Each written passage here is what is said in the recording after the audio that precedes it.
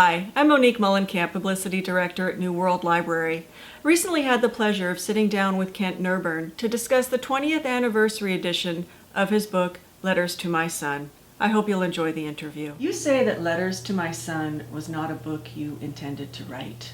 What changed? The birth of my son. I had no idea how astonishing that experience was going to be. And suddenly holding this little being that was part of me but different from me, looking back at me with a consciousness in my arms, I said, I've got to pass something on to him. He was born when I was in my 40s, and I thought, if I don't make it to his adulthood, I want to pass on the best knowledge that I have about what's important in life. And so that's how the book came to be. Thank you. What prompted you to want to do a 20th anniversary edition?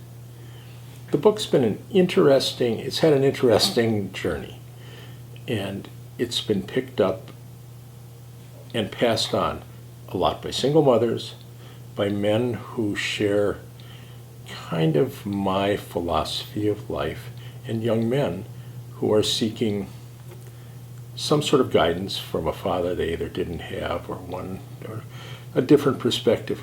But over the years, both young men and fathers have said, what about gay sons? What if a boy is gay? What if my son is gay? What if I'm gay?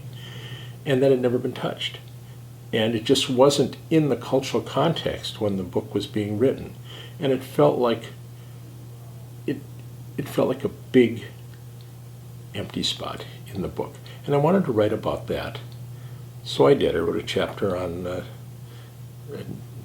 loving another man.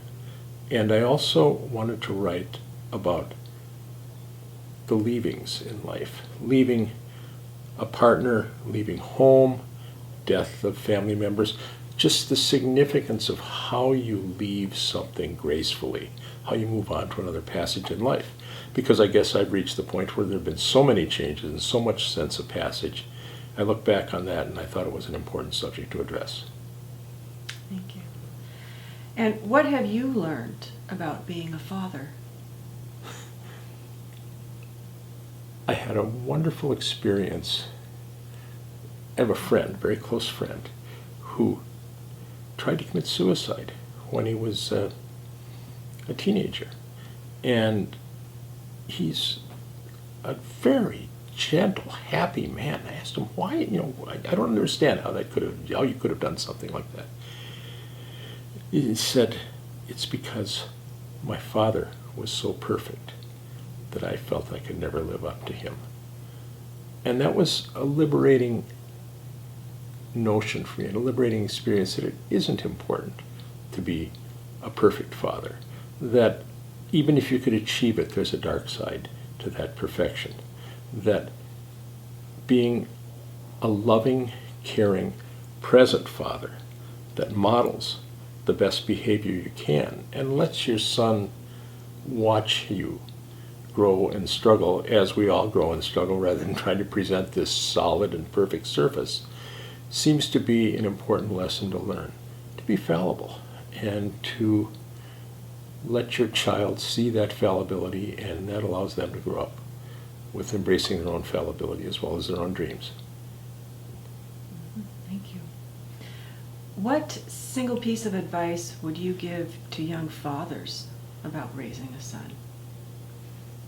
When you sift it all down, this is funny because it's so small, but it's so valuable. Take your son, just the two of you, from the time he's about 3 or 4, and take a trip alone. Just the two of you every year. It's the greatest investment in a relationship you can ever have, because you're the leader at first. And then there comes a moment, I don't want to digress terribly on this, but there was a moment when my son and I were going through the Redwoods on one of our annual trips, and he got lost. And he was in the Avenue of the Giants. It was getting dark and the fog was coming in, and I went screaming, "Nick, Nick, where are you, Nick?" And I thought I'd lost my son in the woods and in the night. And finally he came running out, and he said, and I said, "Nick, are you okay?" He said, "Oh, Dad, I was so worried about you." And I said, there was the moment. And from that point forward, almost he's been taking the journeys with me. We travel together wonderfully because I taught him how to travel.